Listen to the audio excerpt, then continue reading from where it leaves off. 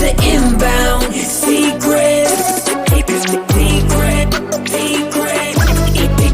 My name is Bryce, and I'm your host for The Inbound Secret, where we're talking with top performers and health experts and sales badasses alike about their strategies to optimize their well-being and performance. Once again, this is The Inbound Secret, and let's get rocking and rolling. This is the inbound. This is the inbound.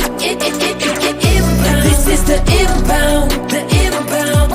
This is the inbound secret.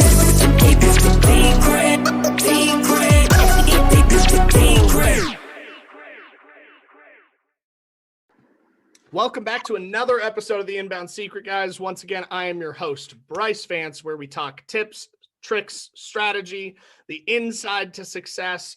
We highlight entrepreneurs. Today, we have a special guest. We've got none other than J Matheis, the CEO of Surefire Media, founder of Lead Genie. Back in the day, you did selling with Sean. You've done stuff with Uncle G. You're down in Dallas just crushing it seems like, because I've known about you since long before I got into the agency space. Nice. Tell everybody a little bit about who Sean is. So I appreciate you having me first and foremost, and sharing this with your audience. I think it's fantastic that you do this and bring value to folks. Truth be told, I've always wanted to do a podcast, and I'm just not dedicated enough. So kudos to you for being dedicated and keeping it going, because man, this kind of content is super valuable and super helpful for people. So bless you for doing that. A little bit about myself. I'll just give you the short version. Went to the military out of high school, sold real estate for a little bit, and then got into the insurance world. Loved it, killed it. Went on to start my book at Liberty Mutual. I was Rookie of the Year there, #1 rookie agent hired that year out of about 1,500, top 5 in the country, #2 in Texas. And along that path, I ran into some relationships with a cast from a TV show called $1 Million Listing Los Angeles, $1 Million Listing New York. Started doing meet and greets with these guys and bringing them out for networking events. That kind of morphed into booking them for speaking engagements around the world, and ended up building a company called Millionaire Masterminds out of that. And with that, we actually created a mastermind platform for celebrity personalities to help them get their message out to their followers. And we did that for several years. Did programs with Ronnie Coleman. We did a fitness challenge with him, a 30-day fitness challenge. We did something with Craig Robertson of the Cleveland Browns. Pretty much every cast member on New York and LA, we did some sort of an event, whether it be a course, webinars, speaking engagements, meet and greets. Super fun time. Liberty Mutual didn't like that so much. That's where I was working. They said, hey, you got to pick one. You can't have a job in another business. I said, you know what? This is a change of a lifetime. So I went with that. And from there, I decided, well, realistically, this whole TV person, I think these guys have a short lifespan. So I need to look at something long-term. Well, I decided, I obviously knew something about insurance and lead generation and marketing. So I thought, you know what, I'll set up a course and see if I can get anybody to want to learn my methods and how I did it. And so I started with the Agency Alliance Mastermind back in 2013. We built one of the first social media masterminds that was open to anybody that wanted to learn social media lead generation. Built a very large program there. We did thousands of people. That's where I brought in Grant Cardone. We did a joint venture there where he was offering all the sales training to my guys that I was doing the marketing training for. We did that for about a year and a half.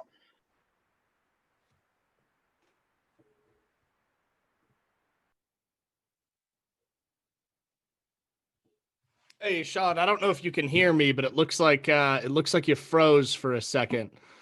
So we're gonna keep rocking and rolling, but you may have to repeat. You froze for a little bit. Your connection went sour. Can you step it back like 15, 20 seconds and just repeat? Where was I at? So it was right after the joint venture with Uncle G. Okay. So we did a joint venture with Grant Cardone. He handled all of the sales and sales training for my guys that I was doing the marketing training for. And then from there, we launched the marketing agency, which was done for you services. A lot of agents were like, hey man, this is great stuff, but can you guys just handle the marketing for us? So we started the marketing agency where we handled all the marketing and lead generation. and primarily focused on the insurance world, and slowly kind of expanded our reach into mortgage, real estate, solar, getting into dental. And then the last couple of years, we've really been working on technology with marketing automation softwares, SEO and review, reputation management. So just a lot of projects going on that we've launched. It's been crazy, crazy busy, and just an absolutely fun industry. We were talking earlier about the dynamics and the changes and how fast paced it is. And it's, I love it, man. Yeah, it's one of those, I always love having people like you on that follow the same kind of trajectory, whether we knew it or not, whether I was following or you were following. There's always some kind of like path, right? Whether you carve your own or it's an existing path, it's a pathway that you're taking to really make an impact. And I know for you, just like for me, it's about the impact that you can make to help change that, to help change lives, help give somebody an opportunity over just doing it for $1. Because quite frankly, and I'm pretty sure you'll agree on this, this isn't the easiest way to make a dime. No, definitely not. It's probably one of the most rewarding, because I get to see, like, I just did a Funnel Friday for a community I'm in called Virtually Limitless. And I do one every Friday between 11 and like 1. And into that, I got permission from a recent client where from Black Friday to the end of Cyber Monday, it was like a total of $1,000 ad spend. We made them just shy of 40 grand in revenue for their first launch ever. Nice. And so I got permission from them to do a highlight on that. And so I broke that system down as much as I could without like showing proprietary information to the community. And that's the type of reward that we get from this. It's not the easiest thing in the world, No. but it can be simple. So talking about that, I've followed you for quite a while, and we've gotten to know each other off and on over the years, more so recently than ever before. What got you? I want to know, because for me, I got into insurance back in the day, and quite frankly, it was probably a mistake because I had to go through a ton of bullshit through that. Just a ton of fucking FINRA's a bitch. Okay, FINRA's a pain in my ass. But long story short, I got into it because I didn't know what else to do, and I knew that I was tired of having a boss, quote unquote. And insurance gave me an opportunity to somewhat be self-driven, right? Mm-hmm. What got you into insurance before Surefire Media, before Millionaire Mastermind, before the J Matheis we know today? What got you into the like stepping stones that got you to where you are now? Yeah, so when I got out of the military, I was actually doing construction with, at the time I was married, my wife at the time, her dad, building new houses in 2005. Real estate was booming.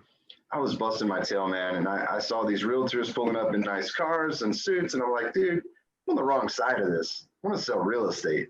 So I got my real estate license, did that, went gangbusters, because anybody with a pulse and a sign in 2005, 6, and 7 were selling real estate. So I crushed it.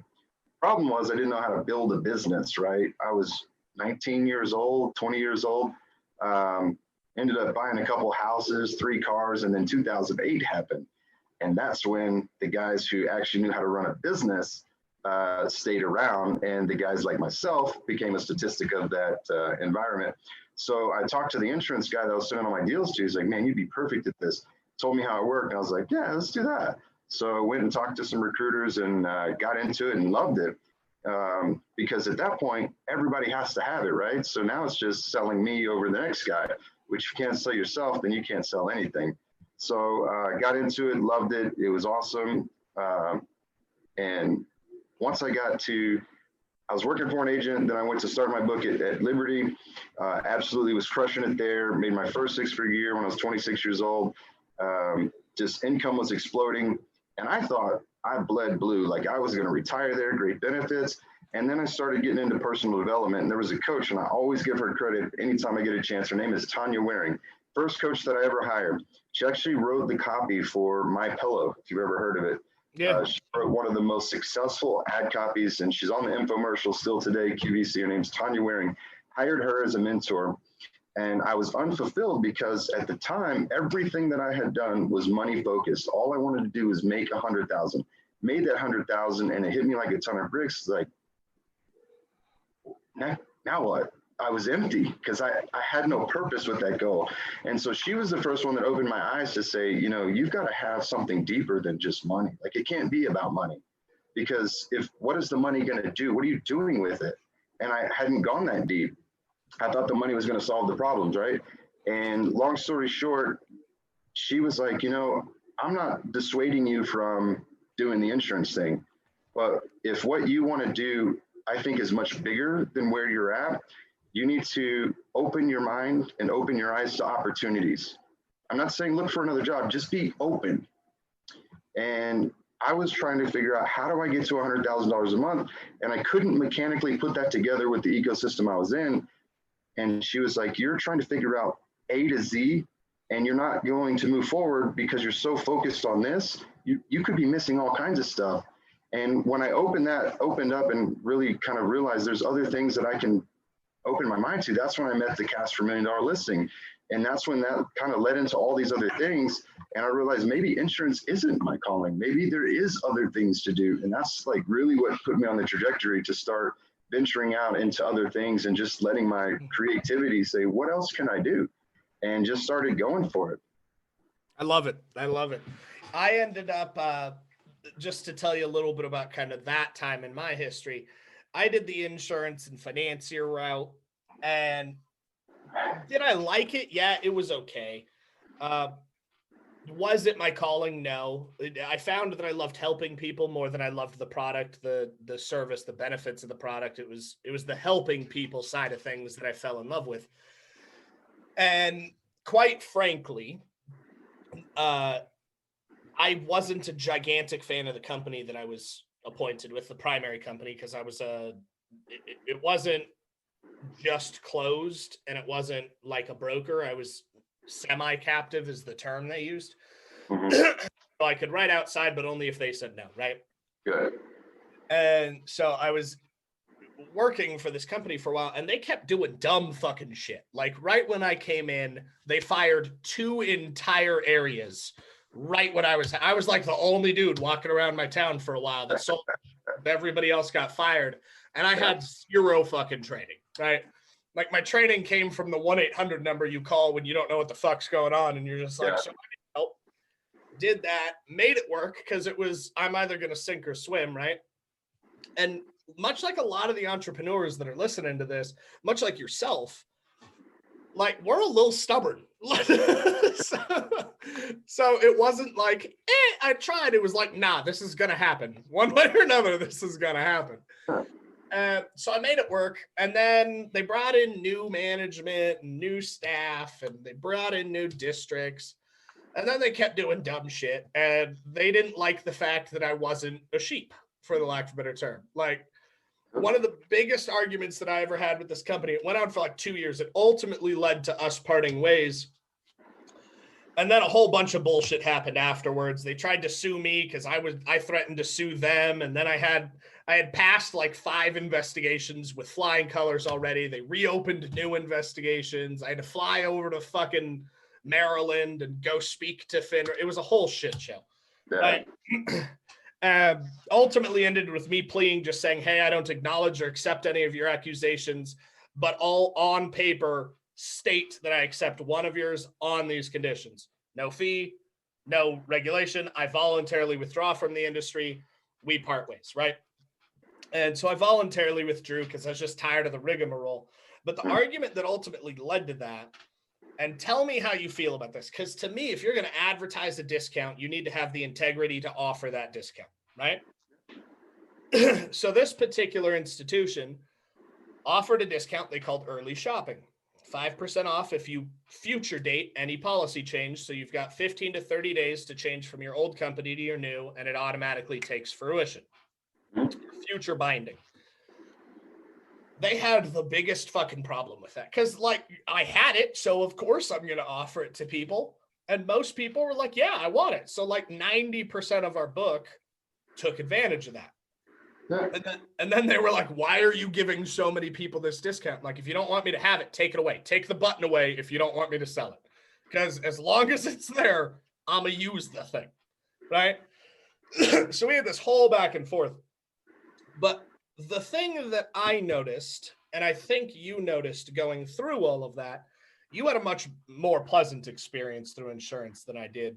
And that kind of led you to teaching insurance agents, right? Did you have the same kind of thing that I had when I fell in love with the helping people, not the product or service? Yeah, I wasn't in love with I mean, who can? It's boring, right? Like, I mean, it's not a sexy product. For me, I'll be honest, it wasn't even helping people. I mean, I was in it because I enjoyed I enjoy sales, man. Like, I still get on sales calls today. It's funny when I talk to people, they're like, wait, the guy in the video, like J Matheis in the videos? Yeah, it's me, man. People are surprised that I get on the phone and I love making sales calls. I love it. I just love the hunt. I love the referral partnerships that I had. I loved everything about the position except the policy and the changes and the mundane pieces of it. I future bound everything, man. We had the same thing, and everything got a future bind date. I'm like, hey, today's the third. When's your monthly payment? It comes out on the 19th. You want to just keep that? Great. Let's find it for the 19th. Get it all done, and instead of paying them, you'll just pay me. Like, we future bound everything. Yeah. I was on a first name basis with compliance because I was always like right outside the lines. An example was you can't have an insurance blog. So I had said I got a personal blog, and the personal blog was insurancewithsean.com. They tried to say, you have an insurance blog. No, I have a personal blog, just happens to be called insurancewithsean.com. So I was always like pushing the envelope. But what's interesting is after all of, I was on a first name basis with the clients. I had one of the highest closing percentages in the country. I think it was like 52%. I got regular audits from compliance because they're like, he's got to be given discounts that don't apply. Like, they were trying to find something that I was doing wrong. Truth was, I was just doing something completely different than everybody else when it comes to marketing and lead generation. And they ended up citing, hey, the stuff you're doing with the $1 million listings, it could be a conflict, RESPA, blah, blah, blah, blah. I said, look, man, I'm number 2 in the state. You got a room full of agents that aren't meeting quota. Why are you on my ass about this, man? Mm-hmm. Go talk to the guys that aren't selling. Like, I enjoy my job. I like what I'm doing here. I don't need this job. So either let me do my job or I will go somewhere else. And that's when I ended up just leaving because, like you said, it's just so many politics. And they wanted me to be a corporate yes man, very similar to you. And it's not me. Can't do it. Yeah. I'm too stubborn for it, man. I'm too stubborn for the corporate yes man side of things. So let's trickle in some pixie dust or some gold nuggets for everybody listening, because I love your story. I love how you've kind of come up. You've been impact driven really kind of your entire life, whether that impact was you wanted to make an impact on your wallet, you just didn't know you wanted to help people at the time or not. There was some kind of driving force. A lot of the people listening to this are stuck, whether they're stuck at just a launch or they're stuck and they can't scale, or 2020's beat the shit out of them. But the one thing that's always helped me get through being stuck was much like you. I love the chase. I love the hunt. Hopping on sales calls, having that conversation, building the relationship, closing the business. But that's something that really doesn't come naturally to a lot of people, right? So what's some advice that you could give people listening today that's helped you go from where you were to where you're now that they could start doing today, whether it be start having more conversations, start shaking more hands, start advertising more? What's some kind of piece of advice that you would recommend? I'd say the first thing is you've got to kind of step back and be real with yourself. You got to be real about your situation. If you're unhappy with where you're at, you have to be willing to look yourself in the mirror and say, what got me here? What don't I like about this? And what do I really want to change? Because a lot of, we work with hundreds of business owners, talk to hundreds of them every single month, go through a fact-finding process. And it amazes me how little business owners actually know about their business. They don't know their numbers. They don't know how much money they're spending, what their ROI is. They don't know where their business is coming from. They're just kind of doing shit with no real plan. Data drives everything. The data will tell the story. Get to know your data. You have to know your data. You have to know how many phone calls. I can tell you right now, my guys that are on the phones, it takes them 13 dials to get a decision maker. They get 4 decision makers, they're going to get 1 appointment. They need 5 appointments set every single day. To count for no shows, they're going to get 3 of those. You do 3 appointments a day, you're going to close 3 deals, 3 deals a week, right? And it's numbers, and it works. And you got to follow those. There's activities that will get you there. So that means you got to make 130 calls a day to hit those 5 appointments, right? So are you doing the activity? Because all the data is there. Now, a lot of people don't track it. They don't know those numbers. I use tracking systems, so we know those numbers. You have to. But creativity, you got to be willing to get outside the box. I think one of the things that's really helped me is I happen to be creative, and that's not everybody's thing. So if you're not creative and you're not a salesperson, then be willing to invest and find somebody who is, right? You know, I did a deal with Grant Cardone. We did an interview talking about hiring people, and small business owners overwhelmingly fail to delegate, and they fail to hire because they look at employees as expenses. But your employees should be making you money, right? If you're not creative and you're wasting time racking your brain trying to be creative, knowing at the end of the day what you create isn't going to be that great, not only did you waste time, but then you put out a shitty offer, right? Get somebody, outsource it, partner with somebody, Jay, figure something out creative to get done what you need to get done. And then I think the biggest thing for me is I burn the ships, man. When I left insurance, I didn't renew my license. When I left real estate, I didn't renew my license. There is no plan B. I'm doing this and we're going to make it work. It's going to work. That's it. There's no going back. There's no getting a job. It can't even cross your mind. We've had bad months. There's been several times over the last 7 years where I was like, shit, man. But I had to refocus and say, you know what? The money is there. I've been marketing. I have my system. It's there. I got to find it. It's there. Get on the phone and find it. Now, a lot of people don't have a pipeline. They don't do consistent marketing. So that could be problematic. So you have to start marketing. You have to keep a consistent pipeline. If you can't at any moment log into a database somewhere and find 100 people that you've already talked to, marketed to, who's interacted, that's a problem. You gotta have it, man. So I think it comes down to consistency, marketing, perseverance, and unwavering commitment to success in what you're doing.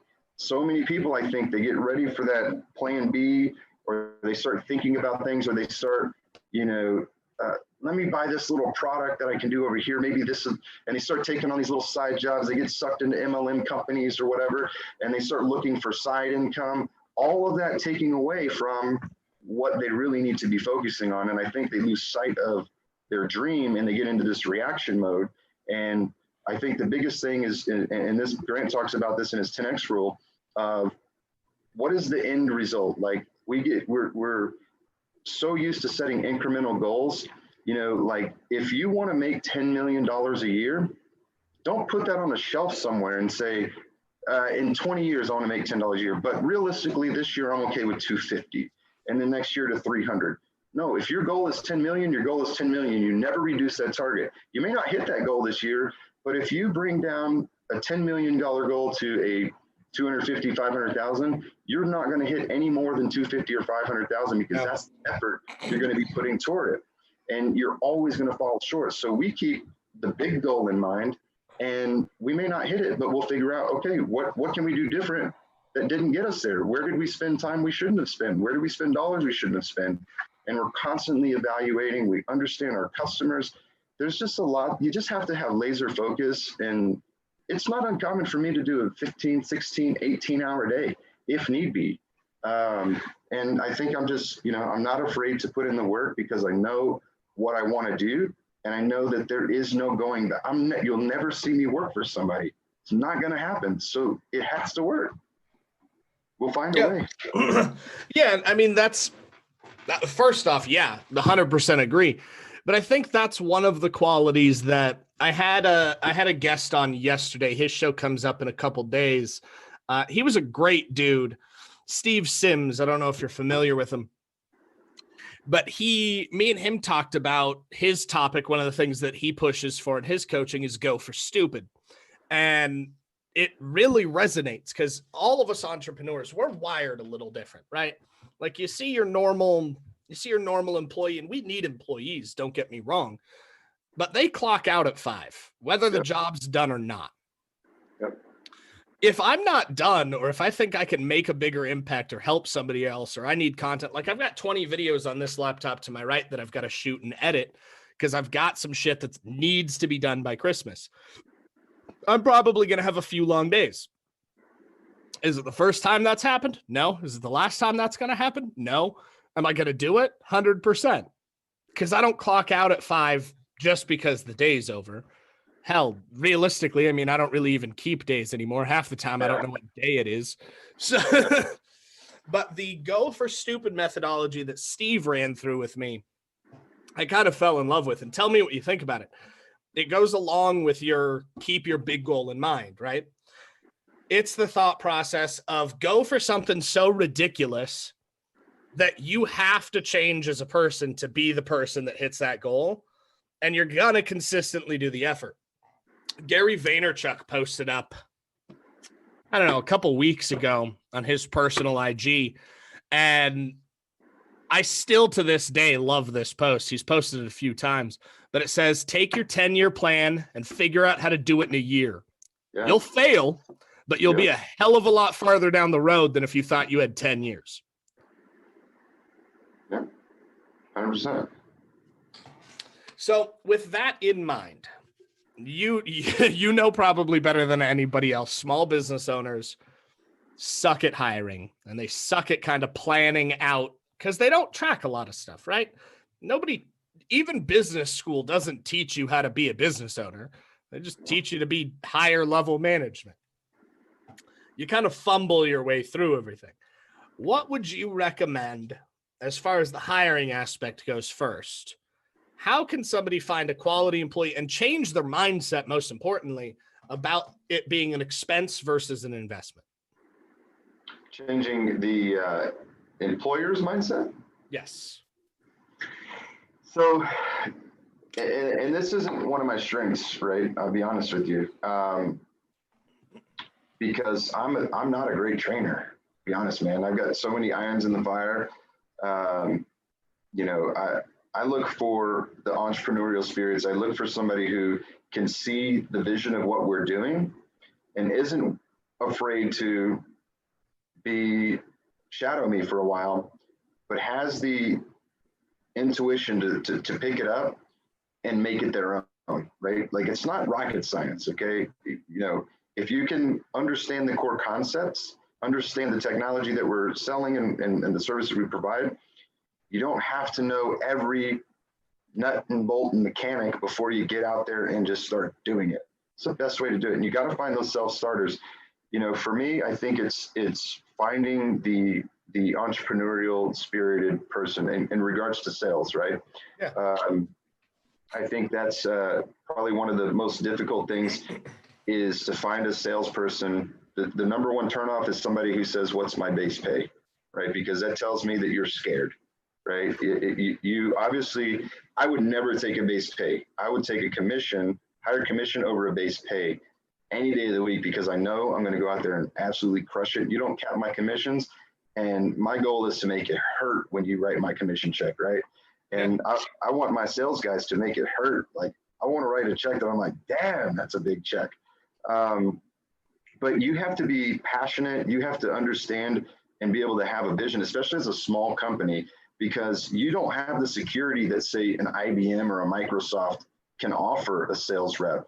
So naturally, you're not going to get top talent degree people that come into your 1, 2, 3, 4-man operation because they're going to say, man, do I really have the potential to make what I want to make? Because any quality salesperson is going to want to make money. And you've got to be able to show them that not only is the potential here, but I'm going to provide you all of the opportunity you need to make as much as you want. And it's going to be there. A lot of times business owners are scared because they don't have the marketing in place and they don't have the leads. I can't tell you how many business owners I've talked to who said, I need more leads, but I don't have enough salespeople to handle what we have, but I can't afford to hire a salesperson because we don't have any leads to give them. And they're like, I don't know what to do, right? And to me, the answer would be, well, then get the leads and bust your ass and work some, build up some capital to bring that guy on, right? But ultimately looking at what do I need to offer compensation-wise for this to be a profitable scenario? And I let the sales reps know, here's what we make, here's what you make, here's our expenses. This is where we're at. Like, I want them to take ownership of the company and where we're at. And so I'm an open book with everything, so that I want them to be part of getting this to something bigger. You're part of something bigger than just you selling and peddling products. We're going to grow this thing and you're going to be part of something bigger, right? And they have to buy into that. But I think a lot of business owners have been kicked in the nuts so many times, they have lost that excitement and they don't have that passion to sell that opportunity because they're themselves are beaten up and like, oh man, I really don't know. I hope this works, right? So it comes down to lack of confidence. I think a lot of guys need to really get back into some personal development. They're afraid to admit that I might need to find this fire again. I might need to reignite myself. I can't tell you how many agents, in fact, it's in the first chapter of this insurance marketing blueprint, or maybe it's chapter 5, but it's, what did you get into the business for? Like, how many people have lost sight why they even started? 3, 4, 5 years, they're just going through the motions trying to make ends meet, and they've forgotten, what did you even get started for? What was the end result? Because like I said, they shelved that big goal and now they're just in the day-to-day grind and they lose passion, they get burnt out because they've forgotten that bigger ticket that they're after. Yeah. So one thing that you've been exceptional at over the years, or at least publicly facing, it appears that way. I don't know the insides of your business, but you're here on the podcast because you're doing big things, helping people anyways. You've launched a multitude of offers. Throughout the years, it seems like you've got an offer for basically every scenario to help your ideal client. And I love the fact that you've got that niche down. Offers and constructing them for a lot of people are difficult. It's one of the biggest things we get asked to help with here at Funnel Driven is constructing an offer that converts. For those listening, those watching that are trying to figure out how 2020 is going to transfer to 2021, how restrictions are going to keep things maybe locked down, maybe not locked down, how their offer has to evolve.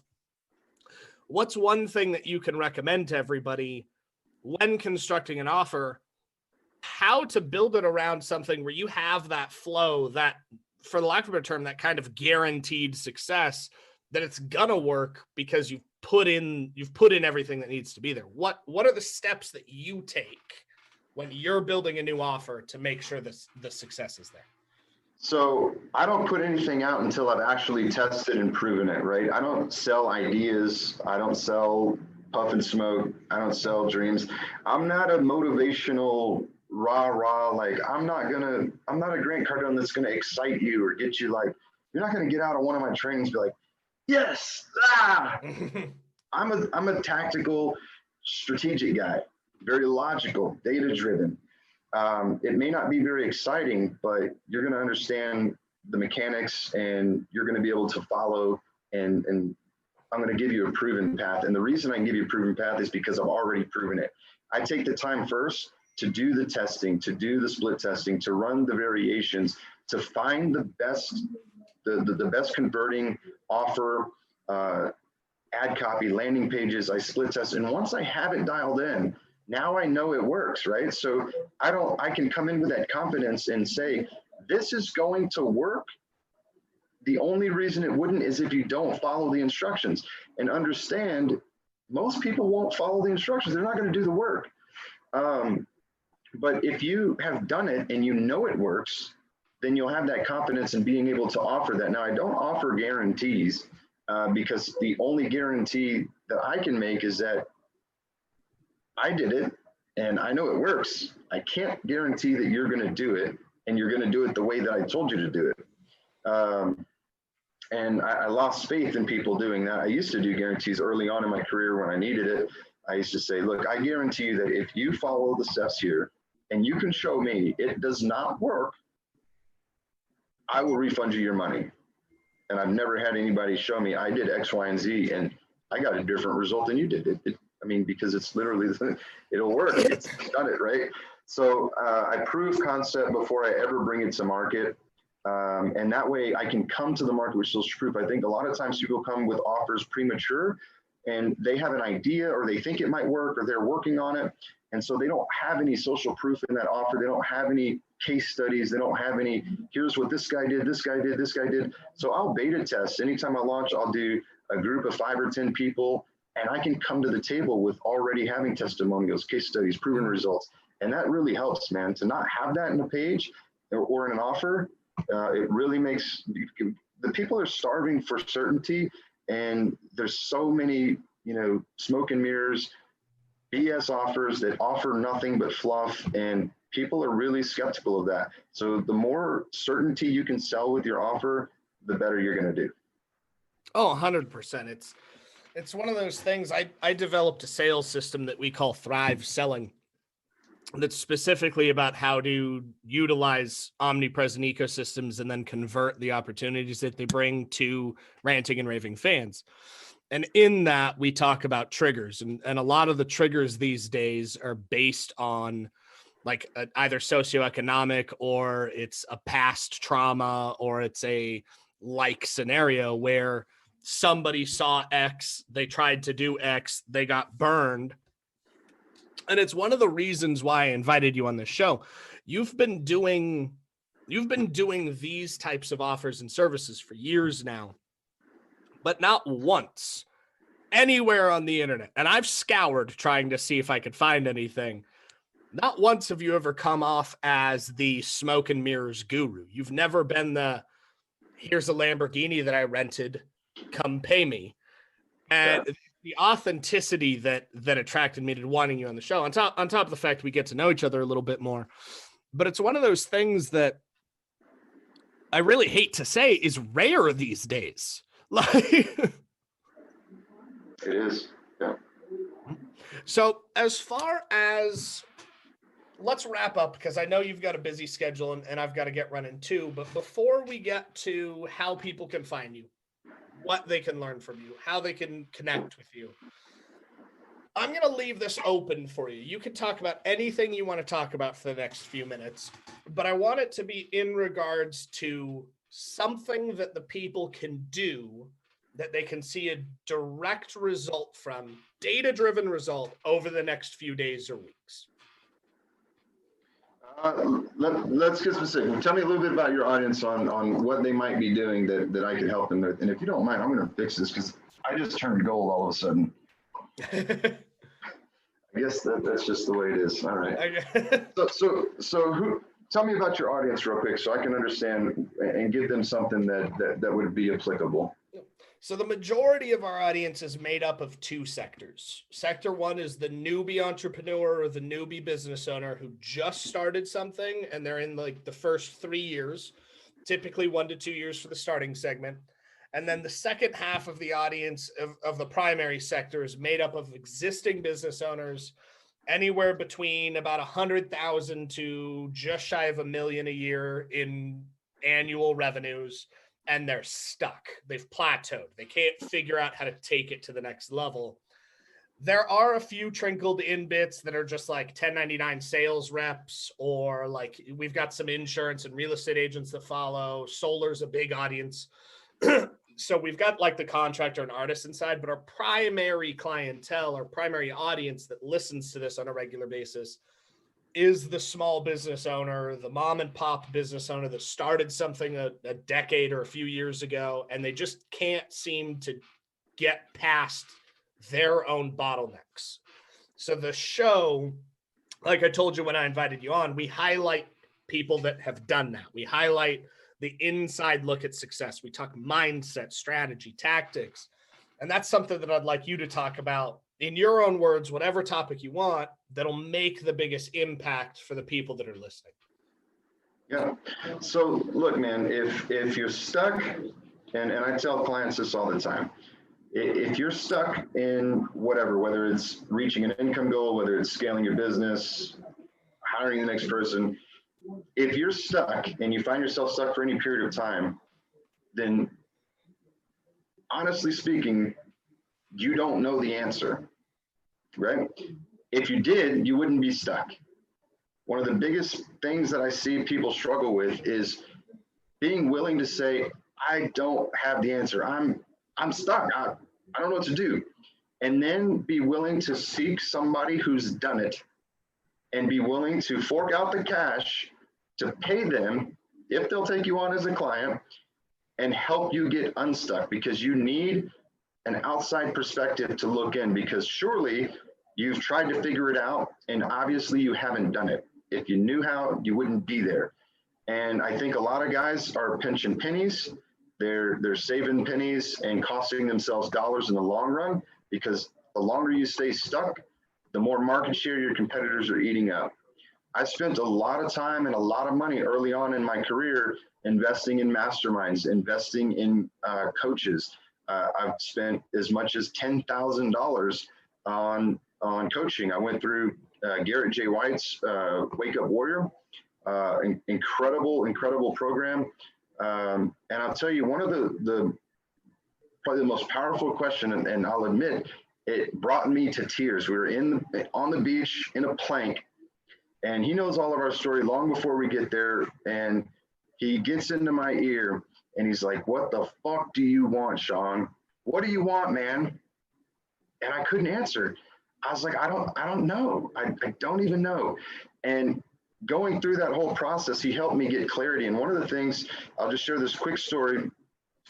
We got into groups in this program.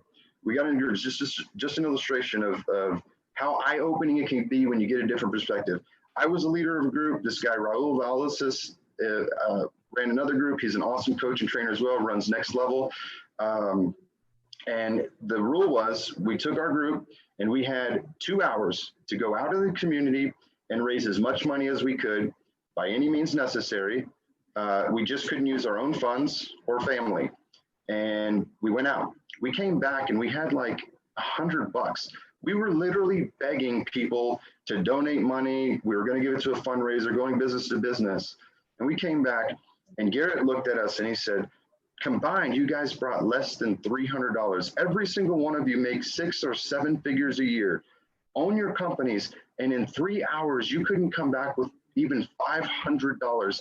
The only rule was you can't use your own money." None of you thought to reach out to a friend that you know has money and say, "Dude, give me $500. I'm going to give it to charity." And it just like really hit me of like, how much more difficult did we make? We're sitting here begging for change, and we've all got networks that are 7 figures, multi-7 figures, and all it would have taken was a text message and say, "Hey, we're in this thing, I'll pay you back, whatever." And nobody thought to do that. And it just made me think about how many things am I really complicating in my own business, in my own world, trying to find some magic way to do this when at the end of the day, the answer is probably right in front of you. And you're looking for you're making it so difficult that you can't even see what's right in front of you. And I tell my sales guys all the time when they're in a slump, the money is there. Step back, retrace your steps, and figure out where it's at. Slow down, quit confusing yourself, quit complicating the matter, and find the money, find the offer. Go get somebody to look at your business with you and let them help you find it. And I think a lot of times they're just too afraid to invest some money, because I don't do it as much anymore because I've spent hundreds of thousands of dollars in personal development. But it's those types of trainings, working with Grant, working with Jared, working with Christopher John Stubbs, Russell Brunson, Frank Kern. I mean, the biggest names that I could find, I wanted to learn from them. And I could then take that and reshape it and make it my own. But you're working from a limited space of knowledge that you have, and you have to go get more knowledge. And you can't be afraid to go do that. Oh, I think that's probably the best way to wrap up. Is personal development's been huge for me. I've done the same thing. Kern, at one point, Ryan, we've done Marshall Silver. I've done some Tony Robbins stuff. And it's one of those things that I wish more people would be willing to do up front, is invest in themselves. Because it's not something when you do personal development, when you hire a coach, a mentor, it's not something that necessarily will directly impact your pocketbook today, but it'll help you become that person that you need to be to make that 10 million that you want to make over the next few years and get yourself unstuck. Dude, I'll just tell you one more story. We had this, I did this mastermind. I can't even remember who it was. I wish I couldn't give them the credit. Week one, it was $5,000 to do this thing. Week one, we went through the training, and then they offered a one-on-one. I laid out my business because I was like, I need to get to the next level. And I laid out my pricing model. And they asked a few questions about, what are you bringing? What are they getting for this? And I told them, teaching them how to generate leads. This is what they're probably making on average. He was like, dude, you were priced all wrong. You need to raise your price. What you're doing right now, all day long, people will pay $2,500. At the time, I was charging $1,500. That one 30-minute call, I didn't even go to the rest of the program. I was like, right. And so I restructured the sales pitch based on, let me show you how much you're going to make, what the average agents working with me are making as a result of this 8 weeks. Is that not worth it? If I can help you make an extra $2,500 to $5,000 a month, you're going to be here for 10 years. That's $500,000. This is $2,500. And that one small shift in how I present the product and the sales process changed everything. I literally doubled my income from that one little nugget. And you never know what you're going to get out of that interaction, but it just takes one small adjustment and it can take things to the next level. 100%. So with that on mind, where can everybody find you? Where can they connect with you? Where can they take a look at your current offers if they want to hire you, whether it be as a coach or maybe they want a copy of the blueprint? Tell us about where can we go? Everywhere. On Facebook, you can find me, Sean J Matheis. Now, my dad's name is Sean Matheis, so make sure you find mine, Sean J Matheis, and it's SEAM. Hit me on my personal profile. Follow me. I'll follow you back. My business page is Sean Matheis Official. We've got so many websites, man. It just depends on what you're looking for. You can go to SeanMatheis.com. You'll find some links there. But man, I just appreciate you having me here, and I would love to have you on my show. It's not as consistent as yours, but we do have some heavy players on there. Love what you're doing, man. I really appreciate your time. Your audience is amazing. And just hit me on Facebook, man. I appreciate you being on, man. I'll shoot you a link here real quick. Let's find out when we can make that happen. I'd love to be on, drop some value, talk about intent, affinity, and neuroscience, and see if we can't help some people out. Nice, man. Awesome, brother. Well, Appreciate everybody, make sure you go reach out, SeanMatheis.com, Sean J Matheis on pretty much all social media. Go check it out. And then if you hit him up, I'm sure he'll send you the information on how to grab a blueprint or any information, any help that you're looking for. Once again, Sean, thank you for being on. This was another episode of The Inbound Secret. Boom. This is the Inbound Secret. My name is Bryce, and I'm your host for The Inbound Secret, where we're talking with top performers and health experts and sales badasses alike about their strategies to optimize their well-being and performance. Once again, this is The Inbound Secret, and let's get rocking and rolling. This is the Inbound. This is the Inbound. This is the Inbound. This is the Inbound Secret.